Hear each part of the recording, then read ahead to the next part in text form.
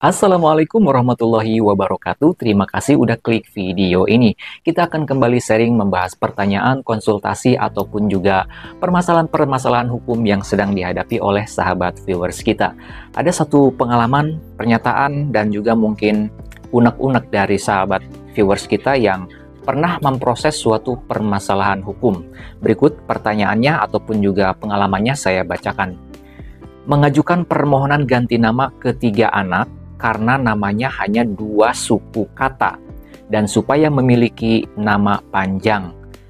Sepertinya sahabat kita ini pernah mengajukan permohonan ganti nama untuk anaknya dengan alasan tadi, namanya hanya terdiri dari 2 suku kata, kemudian ingin menambahkan suku kata yang lainnya agar nama anaknya agak panjang, mungkin seperti itu. Kita lanjut ya. Udah sidang kedua kali, menghadirkan 4 saksi.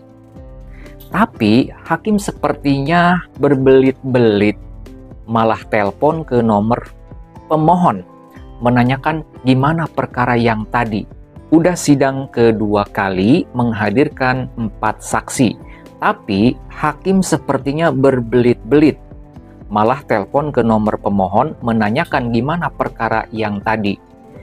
Ini kalau memang terjadi seperti ini, kalau menurut saya sih ini sangat tidak etis dilakukan oleh yang memegang jabatan sebagai hakim. Kalau memang benar si hakim ini menelpon si pemohon, menanyakan perkara yang sedang diajukan oleh si pemohon dan diperiksa oleh hakim tersebut. Saya rasa itu tidak boleh dilakukan oleh seorang hakim. Itu melanggar kode etik kalau nggak salah dan tidak etis lah. Menelpon pemohon kemudian menanyakan terkait dengan permohonan ataupun juga permasalahan atau perkara yang sedang diajukan oleh si pemohon tersebut. Ya, sangat tidak etis kalau menurut saya. Kita lanjutkan dulu deh. Entah tujuannya apa, sekarang banyak oknum-oknum nakal merajalela di pengadilan negeri.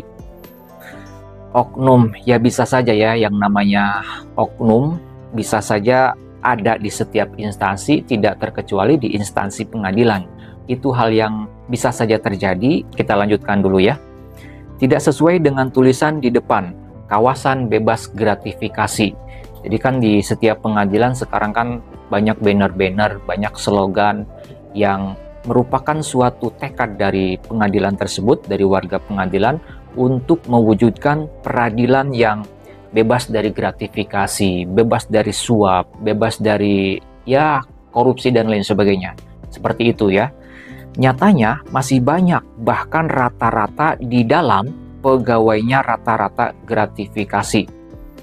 Ini apakah suatu pengalaman yang nyata atau hanya sebagai dugaan? Tapi ya kalau misalkan ini benar-benar terjadi ya, misalkan seorang hakim menghubungi atau menelpon si pemohon berkaitan dengan perkara yang sedang dihadapi dan ditangani oleh si hakim, itu jelas menurut saya tidak etis dan melanggar etik lah, melanggar kode etik seorang hakim. Tidak boleh sebetulnya hakim berhubungan dengan para pihak dalam perkara yang sedang diperiksa oleh hakim tersebut. Apalagi misalkan mengiming-iming, memberikan janji dengan harapan si pemohon atau para pihak tersebut memberikan sesuatu, termasuk gratifikasi. Nah, apakah di pengadilan-pengadilan negeri itu ada banyak gratifikasi, ada banyak pungutan, ada banyak pungli?